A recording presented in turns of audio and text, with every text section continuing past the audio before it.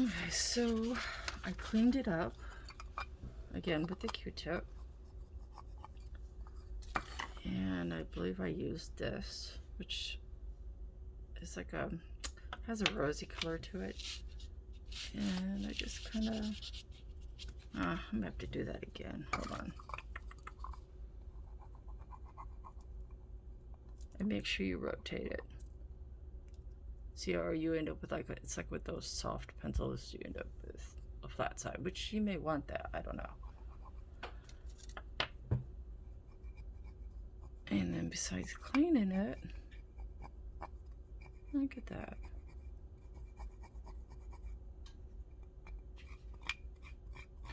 I would say the pentels leave less residue, but then again, you see how it is. And most of it's on the outside versus the inside where it's been pushed. Oh, that's cool looking. Look at that. That's kind of cool looking. That's cool. I'm gonna see how this comes off. Wow. This is a little more cakey than the pentels. Whoops. See? Interesting. And it's a little harder to clean off. These are the Artist Loft. They're a little harder to clean off of the strainer than the pentels were.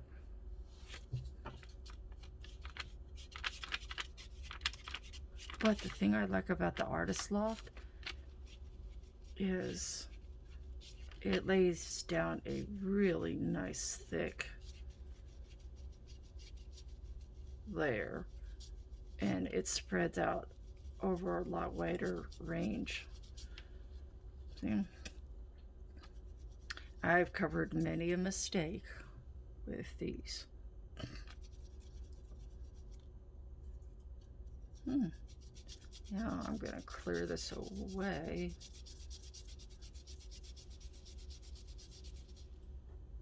And that's kind of what's left. So that's that. I hope you guys enjoyed this. I hope you found it informative. And, you know, stay safe, love each other, and be kind.